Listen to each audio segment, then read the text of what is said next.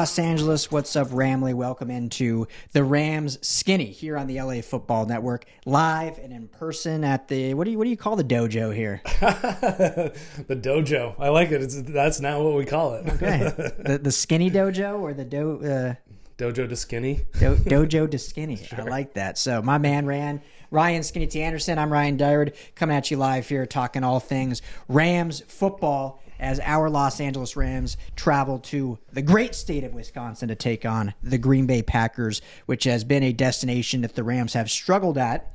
We'll see if that's the case. Last I checked, it's fairly decent weather, all things considering. 45 degrees, so not bad at all. Nice balmy 45. And, you know, the Packers are a struggling team coming in with only 2 wins, Rams with 3.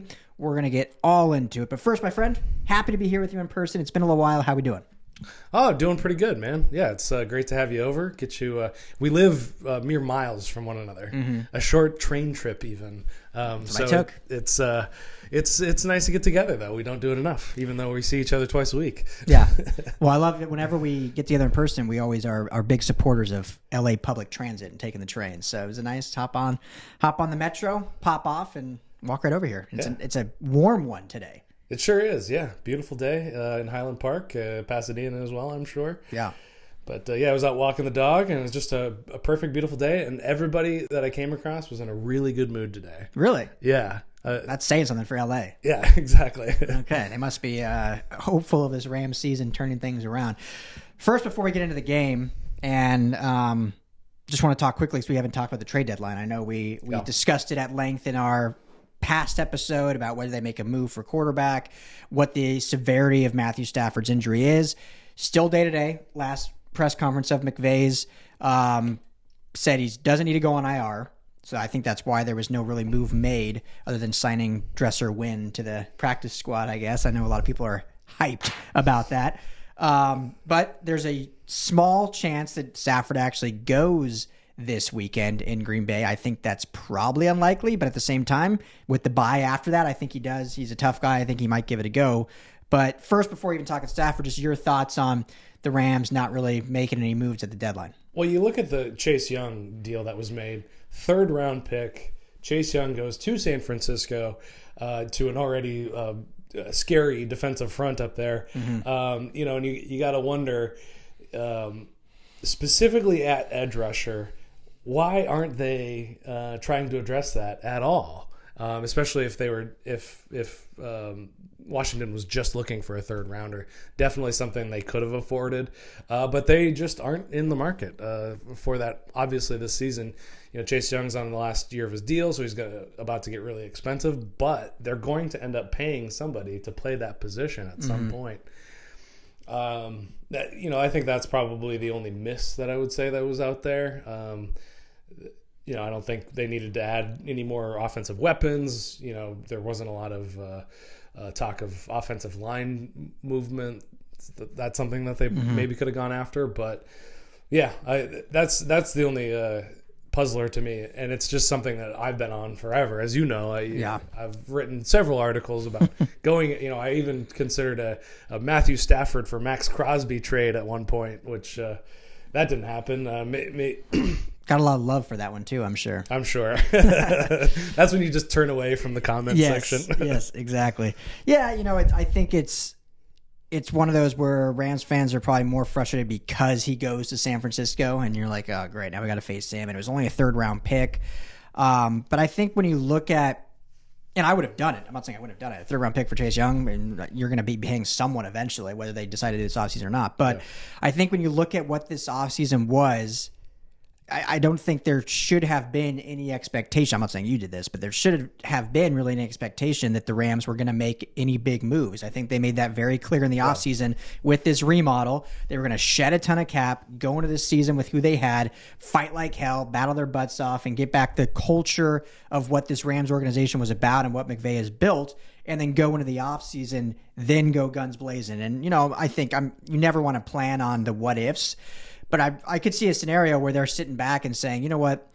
Yeah, we could be guaranteed to get Chase Young with a 3rd round pick or whatever the negotiations were going on. And then we have to re-sign him. We're going to pay a lot. Or We don't trade any draft capital, and we just go all in on getting Brian Burns as a free agent this offseason. And, he's going to be a free agent. I know that he's been linked a lot to the Rams, and there's been a lot of like, oh, do we trade for him? And maybe they just said, you know what? Whether they've had conversations with his agent or not, they say, let's not trade any draft capital. We don't think Chase Young gives us a big enough chance to win a Super Bowl this year. Like, yeah, he makes you better, but is it that much of an upgrade where you're now a Super Bowl team? When they traded for Von Miller, that was like the missing piece to go win a Super Bowl. Was Chase Young going to win the Rams Super Bowl this year? Probably not. So maybe they're saying, let's hold pat and we'll go in on a free agent in the offseason, whether that's Brian Burns, whether that's some other guy out there, and then Danielle Hunter, another name that's been linked to the Rams. He's going to be a free agent, I believe, in 2024 as well. So it's it's not the end of the world, but with that trade out there, it's just another one that slips through the fingers, I guess, was my perspective. But you're absolutely right. They've been nothing but clear about their view of 2023 just being whatever 2023 is going to be, and we're seeing what 2023 is looking like. Yeah, that we are. I tweeted this, and it was well noted that the Niners were in the market for Matthew Stafford during that trade negotiation, and obviously everything that went down in Cabo, and the Rams get him, go in the Super Bowl. And ever since the Niners kind of missed out on Stafford, they've been really swinging for the fences at every other high-end trade asset. You look at going to get Christian McCaffrey, you look at the signings that they've done in the offseason, and also even just in season, bringing in Randy Gregory and others, and then now with the Chase Young. And this is the last thing we see about the Niners, and then we'll obviously move on. But it's funny to me, I don't know if funny is the right word, but the Niners, since doing that, to me, and this is why I think I'm not saying it was a bad trade. Obviously, you get a caliber of a Chase Young, who's a phenomenal player.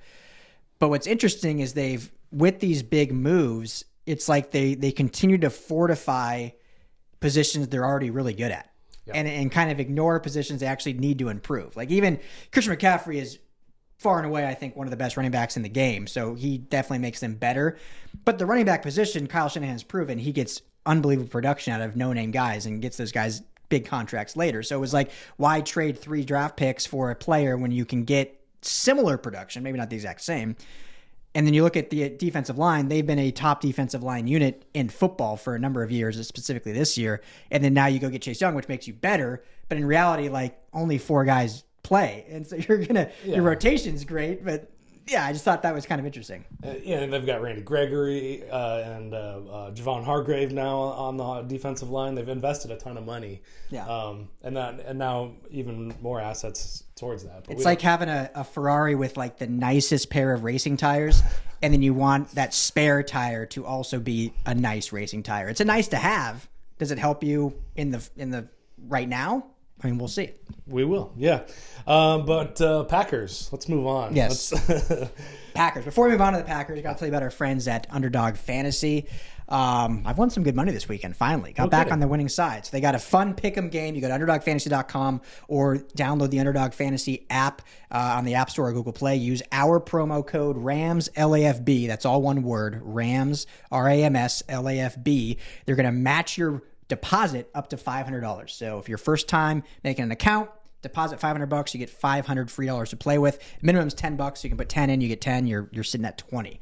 How it works, you pick 2 to 5 players across any sporting event, and all you're doing is playing against the line that Underdog creates. So, for instance, if it's a football line, if it's, let's say, Matthew Stafford, maybe they set the line at 1.5 touchdowns. You choose over that or under that and make 2 to 5 player picks. You can win up to 20 times your money. You can actually win more than that. I did some bets last night that were up to 100 times. Wow. I was betting, I was putting in $1 with the opportunity to win $100 on a $1 bet for 5 different player pick'ems. So a lot of fun. Underdog Fantasy. Use our promo code RAMS LAFB, all one word, RAMS LAFB for that match deposit.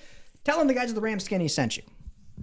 All right, sir. Lots of fun sports out there right now. Basketball's in full swing. Baseball just ended last night. Yeah. I've learned that hockey's going. Obviously, my knowledge base of football is the highest, but for whatever reason, when it comes to these pick'ems, I'm much better at basketball. I don't know if it's just because because NBA players, you're going to get more consistency of what you get out of them. Sure. And football and hockey is real hard because it's like you're picking goals and assists, which are very hard to come by. Whereas basketball is like, all right, is LeBron going to score 17 points? Like, it's probably pretty likely. There's a story in probability about that and how hard it is. Actually, it's been studied that hockey is the hardest because there's so much variance and there's so few chances, shots on goal, and all that. We can get nerdy about numbers another time, though. Yeah. Well, that's why I started doing my pick'ems for hockey. Started just being shots because I was like, goals and assists are too hard. Like, it's just so hard to predict. So I'm like, I'm going to do shots. But even shots, like a top player, let's say Nathan McKinnon, and this is the last thing I'll say for the Avalanche, his shot total is usually set around 5 or 6. You figure a game might have 25 shots. One player getting 5 shots is an inordinate amount of shots. So, I mean, it's a tough game. So, NBA, but football obviously is the fun one, and we got a Thursday night game tonight that I'm sure I'll go to Underdog Fantasy 4 and play with. So, looking at this Packers team, I believe, if I'm not mistaken, their GM came out and basically said he's unsure if Jordan Love is the quarterback of the future. Ironic enough, when you move on from one of the greatest of all times and put all your faith in this young kid, and after half a season, you're unsure if that's the direction you want to go. But for this all intents and purposes in this week, the Rams will face Jordan Love. What's your thoughts on this Packer team, and how winnable of a game is this for the Rams? Stafford's injury changes everything. Everything. I think this is a 100% winnable game. If he was playing, if he had a functioning finger on his throwing hand, definitely a winnable game. But with Brett Rypien in there, it becomes a coin toss. And even Vegas is kind of saying the similar thing of, we're looking at a three-point Green Bay Packers. I'm losing the word that I'm trying to think of. 3.5 point favorite. There we go. Yeah. Which is, when you've got home field advantage of, you're basically gifted 3 points for being at home. Exactly. Yeah. So it's really a pick 'em, and neither of these offenses are really moving the ball efficiently, especially with Brett Rypien in there. It's, this game is going to be super close, and it's going to come down to, again, turnovers, who's, hitting the field goals, which defense is winning at the line of scrimmage, that sort of thing. I don't imagine this is going to be a high flying match at all or anything Shouldn't like that. Be. Yeah. It is something went real off the rails. Yeah. Not to cut you off, but this is a game. If it's Brett Rypien to go, and Matthew Stafford has to sit out and then uses the bye to get healthy to come back, what we don't want to see, which shouldn't, common sense would tell you not, is Brett Rypien throwing the ball 40-plus times. This needs to be a run-the-football type of day. Probably should anyway, even if Stafford does play, because he's nursing that injury. It's like, okay, at least you have Stafford at your disposal to maybe keep the defense honest, because they're not going to know exactly how injured he is. But you don't want him with that injured thumb slinging it a ton of times. So regardless of who plays quarterback, have to commit to the run. Sound like a broken record. We say it every time, but now more than ever. And Royce Freeman, showed some good glimpses of efficiency last week against the Cowboys. And you have that change of pace with Darrell Henderson. So they have, we're seeing it. The loss of Kyren Williams has been pretty important, but we've seen some solid play out of these two backs that they brought in last minute. And against this Packers offense that, I don't think is going to be able to do a whole lot, even with what we saw from the Rams defense last week. If you just commit to the run and control the clock and like you said, not commit turnovers, this is still a very winnable game, no matter who's under center. Yeah, and I think it really is going to come down to the running game on both sides. Aaron Jones is back. Mm-hmm. He played last week, didn't light the world on fire at all. A.J. Dillon's still in there, but I think those are the keys to this game are those two backs. If the Green Bay Packers commit to using them in both phases, in running and in the passing game, that could be the nail in the coffin for the Rams if they get those two guys going. But similarly to McVay, LaFleur, he's not running the ball a lot so far this year. Some of the lowest rushes per game throughout the entire league. Just 23 rushes per game, and that includes Jordan Love, who's definitely capable of operating outside of the pocket. So, it'll be interesting to see if McVay or LaFleur, which one will break the tendencies. Who's going to deviate? Who's going to deviate and who's going to run the ball. And the Green Bay Packers just have a higher upside than the Rams do with those two backs. Yeah. As good as Freeman and Henderson can be, those guys are just a level above. So I think that could be a deciding factor in this game. Yeah, when things are humming, I mean, AJ Dillon's very good, but oh geez, now I'm Aaron Jones. Aaron Jones, thank you. Aaron Jones is one of the top backs in the game, and he just hasn't. I don't know if he just isn't fully back to health or whatever it may be, or just the play calling, or just the lack of efficiency from the quarterback position has bottled him up a bit. But it's still something you got to account for on this defense, and I think that's probably the biggest thing when you look at key matchups in this game. Skinny is. How are they able to bottle up that run game? Because there's really nothing Jordan Love does with his arm. I agree he can use his legs, which is what that goes into that run game. But there's nothing with his arm, with how porous this secondary has looked at times, specifically last week against the Cowboys. I don't feel, I guess, as nervous going against this aerial attack that the Packers have because Jordan Love hasn't looked great. They don't have like a true, in my opinion, number one receiver. They've got some good talented guys. Christian Watson, I think, shows a lot of flash and obviously can burn you over the top, and they have some other talent. But there's not like that guy. It's like, okay, this is the guy that can just absolutely take over a game and get 10 catches and just burn you every time, which they've had that pretty much every game up until now. This is the first game, I'm trying to think back, probably the first game, period, where they haven't faced a true number one receiver. Yeah, that's a great point.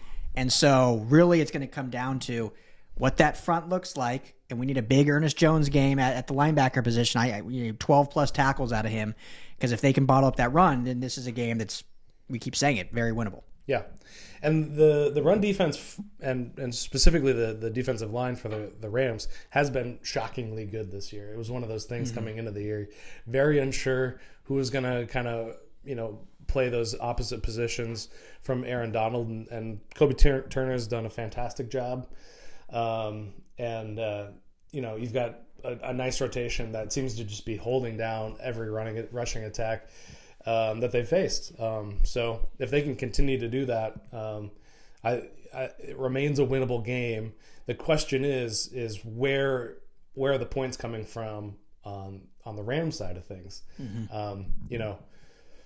If you want to make Jordan Love, beat you with his arm, can the Packers make, whoever the quarterback is going to be, Brett Rypien, probably that's who I'm guessing is going to be in there.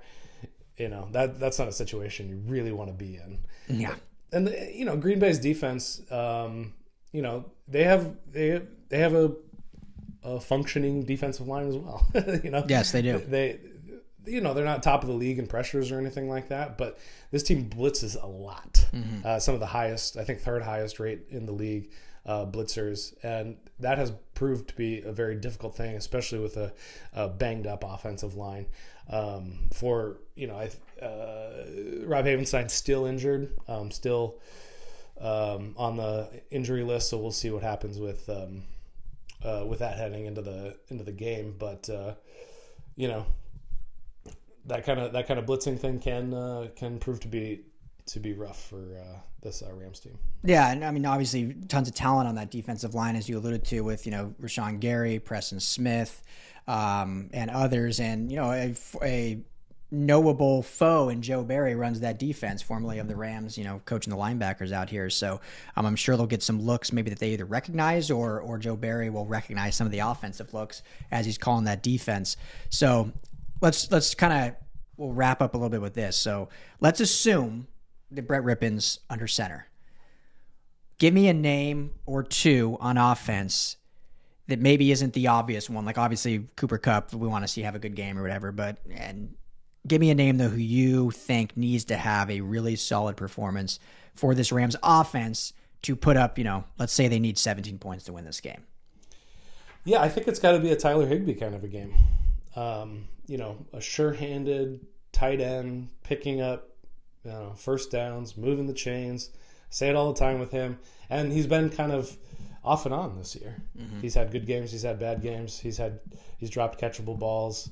He hasn't been, he's never a focal point of the offense, but I think especially in this situation where you've got a backup quarterback, somebody that's just going to be consistent, that can move the ball, catch it, and just nice, easy, short passes. 6-7 yard passes, something like that. It's going to make a huge difference if Brett Rypien is in there. Yeah, I feel like we haven't truly seen a big Tyler Higbee game yet. Like, he's been involved here and there. He's had, some decent stat lines, but there hasn't been like that 6, 7, 8 catch game yet from Tyler Higbee. And this is absolutely the time to do that. You're a young quarterback or an inexperienced quarterback or a backup quarterback's best friend is a running game and a tight end. I mean, that's really what you want to get involved going to take the pressure off Brett Rypien, because Brett Rypien's been in this league. He's not a rookie. He's been in this league quite some time. Yeah. He's been backup for the Broncos. He's now been in this meeting rooms and with this organization since the offseason. So it's not like you're throwing a rookie to the wolves. You just need to give him the proper tools to have a methodical game and game manage, if you will, to do that. So if you're on radio, on the Mightier 1090 ESPN Radio, we got to take a quick break. We'll be back at the bottom of the hour with Chargers talk. But a quick break on radio. Thanks, everyone, for hanging out. For me now, and I agree, Tyler Higbee, I think, is a huge importance for this game. And this I don't want to say this is a lesser-known name, but like Puka Nacua, how are we going to see him back involved in this one? And obviously, I talked about the running game is going to be most important, but I want to just keep, be lingering that point to our listeners, so they know where I stand on that. But Puka Nacua has, I definitely don't want to say disappeared, but he's, since Kupp's come back, and even Kupp to an extent since his first game back, they've both kind of fallen off in terms of production. And so how is Sean McVay going to get Puka Nacua back involved to the level that we saw earlier, whether they use him in different assets, use him in different personnel groupings? Because that's, again, how you keep this defense honest, is if you're able to spread the ball around in different ways. And we keep asking for Tutu Atwell to get more touches. I don't think this is going to be the game he gets that, because of who's going to be playing quarterback, whether it's an injured Stafford or Brett Rypien. I don't think we should all of a sudden expect a 6-catch day from Tutu Atwell. But Puka Nacua has been around these quarterbacks early on in camp, got a lot of reps with Brett Rypien, obviously, because he wasn't the Puka Nacua that he is today. So there's some familiarity there. So how is Puka going to play, and how involved is he going to be? And it doesn't have to be deep stuff. Short, intermediate routes. Take the pressure off the offensive line, get the ball out quick is the recipe for success. Also on the injury report, Puka Nacua limited practice yesterday with a knee injury. Another dinged up player there. Yep. But I'm sure he'll play. I don't know. He's tough. He's a hockey player, as they used to say on Sports Center. That's right. But yeah, it's and it comes down to Sean McVay. I think that he's called some weird games. Yeah. I think it's an identity thing. Nobody really knows exactly what this team is, but I feel like Sean McVay should have a better idea of what he's got. Mm-hmm. He's got 2 fantastic wide receivers, and we just haven't seen several games where they're both being utilized, both making big plays, both being consistent wide receivers. So I think it's just a matter of kind of finding those reps that will challenge, especially the secondary, to cover both of them. Who are you going to focus on? Mm-hmm. Obviously, it's going to be Cooper Kupp, but what are those routes that are going to unlock Puka Nacua that we saw early on in those first few weeks that Cooper Kupp wasn't involved? And it seems like they should go hand in hand. They should work in tandem. Yeah. It's complementary football between the two. But I can't really think of an example of 2 receivers like this on the same team that have been utilized in a fantastic way.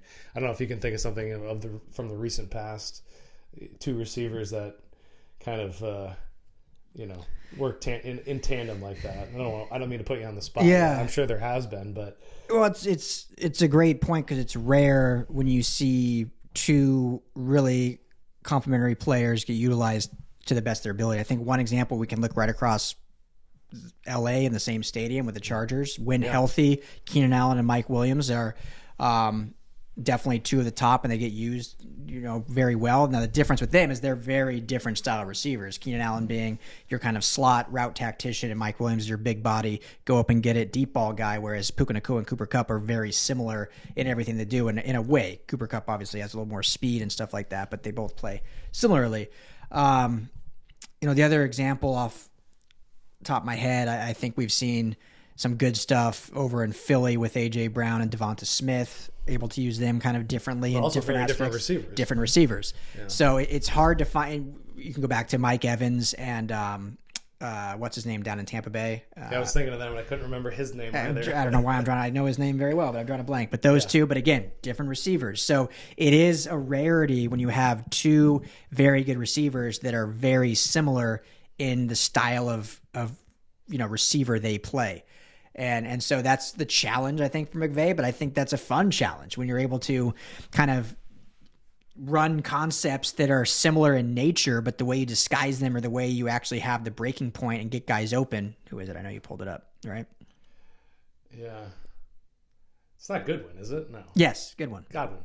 Excuse me. Yeah, Chris Godwin. Thank you. Penn State, second-round pick. But...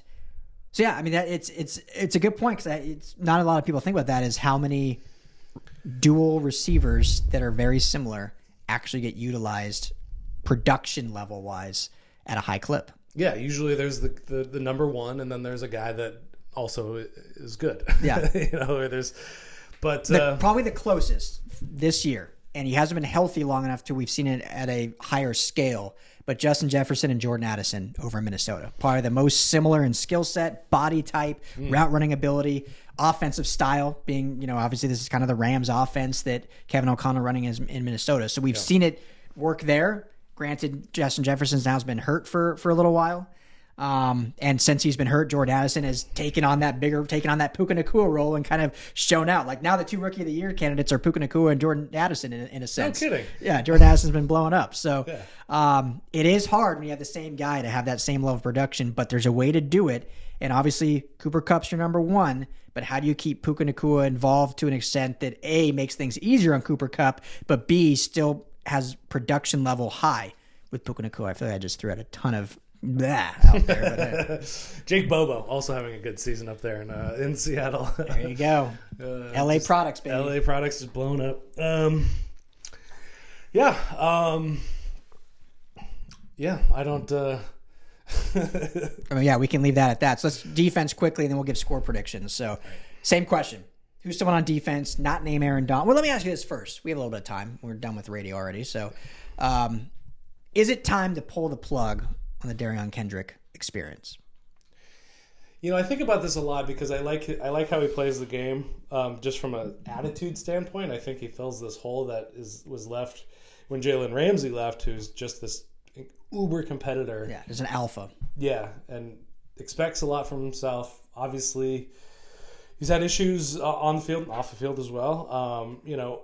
And people keep saying, like, when are we going to see Trey Tomlinson? When are we going to see Duke Shelley? Mm-hmm. And my only response to that is the coaches see those guys in practice week in and week out. And there's a reason that Derion Kendrick continues to get the starting reps. And so, I'm interested to see if they're going to keep him in there. And I'm guessing they will. I'm guessing they will. I'm guessing that there's a reason that Trey Tomlinson hasn't been in there. Duke Shelley hasn't been in there as well as a starter. And coaches have been wrong. They've played the wrong guys for too long. But it goes to show you that 2024, 2025, they need an outside corner. Yeah.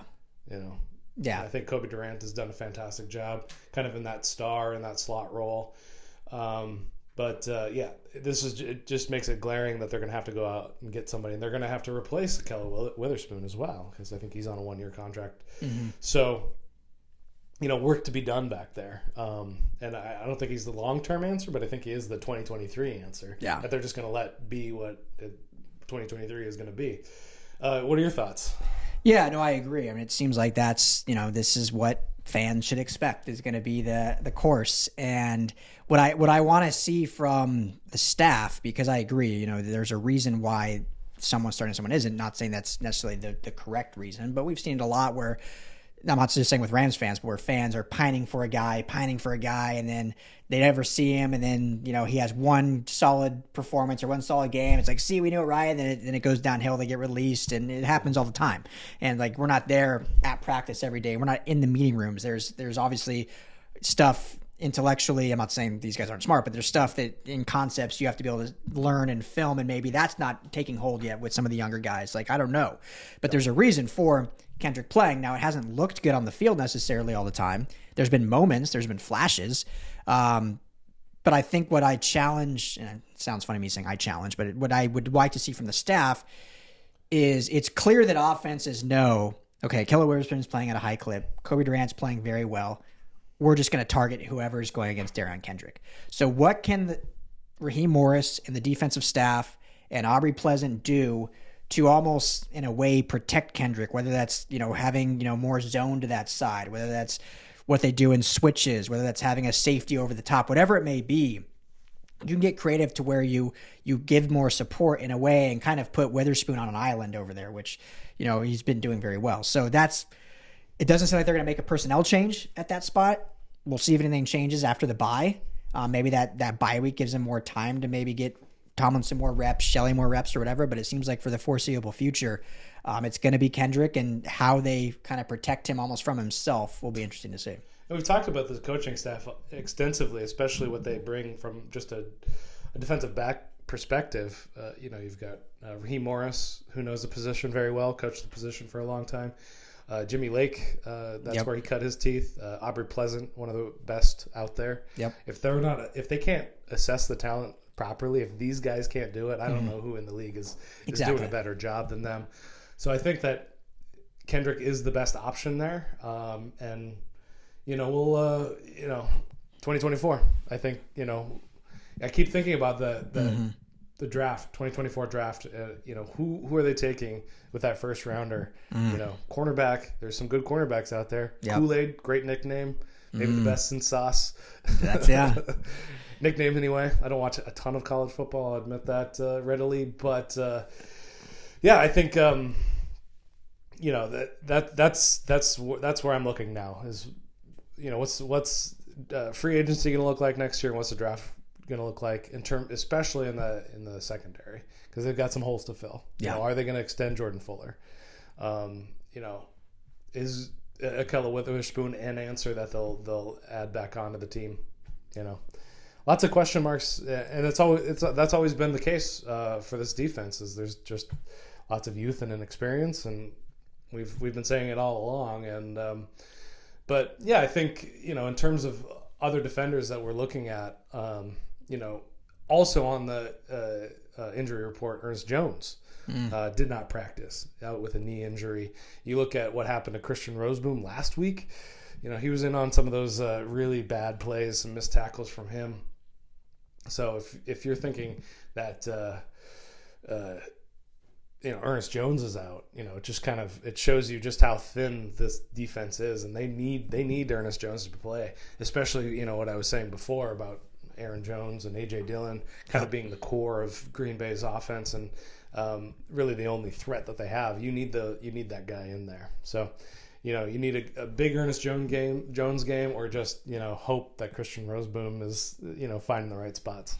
Yeah, I mean, I won't even throw another name out there because that was mine, and we mentioned him earlier. Is Ernest Jones needs to have a big game and run support, and obviously spying Jordan Love, making sure he's not able to escape the pocket and extend plays with his legs, because those are always the back-breaking plays when you're having a good defensive stand and it's 3rd and long, and then the quarterback escapes and gets a first down with his legs. So big game for Ernest Jones. I'll be curious to see if we see O'Shawn Mathis a little more in this one, as he's kind of getting his legs back and getting more involved in the defensive play calling and scheme. So interesting to see what kind of he looks like, but yeah, big Ernest Jones game. Got to have. What do you think? Over, under 12 tackles?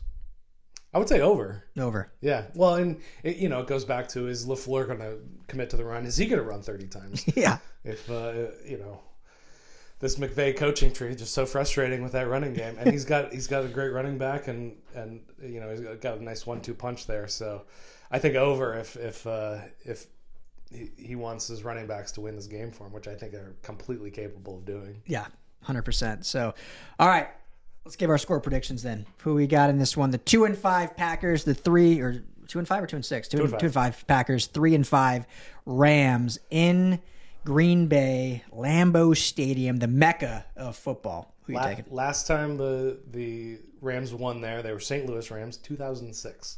Nice. Last time. Nice stat. Yeah. It's been a long time. Almost 20 years. Yeah, that's crazy. Anyway, so I'm picking a Rams win. I think that they're going to pull it out. Defense is going to be that backstop that they have been.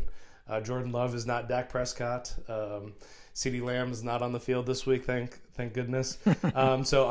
But I think a low scoring game. I'm going to say it's going to be a 20-16 Rams win.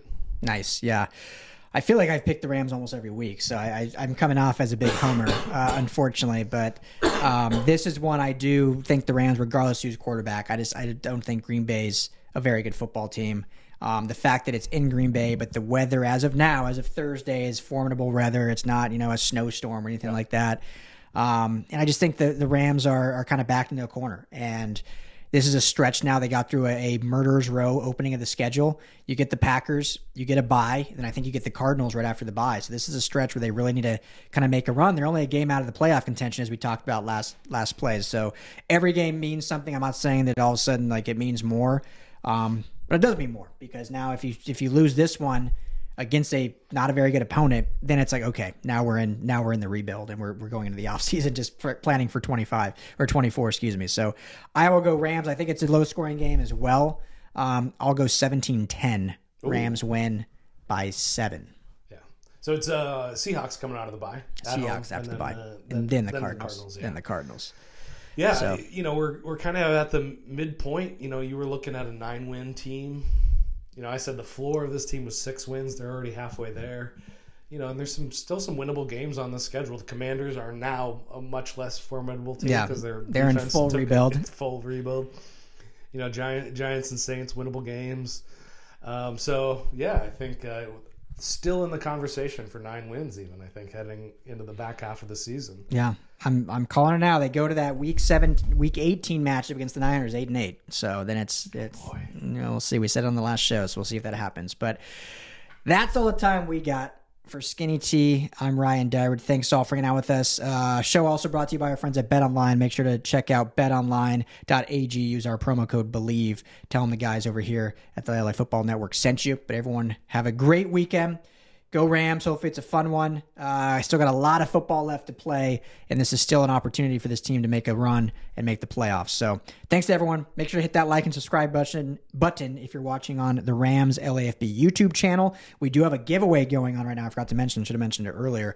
If you go to the Rams LAFB Twitter account, we're giving away an Aaron Donald jersey. All you got to do is follow us and then subscribe to the Rams LAFB YouTube channel. So very easy. We'll give away that Aaron Donald jersey during the bye week. But thanks all. Be well. Be blessed. We'll talk to y'all soon.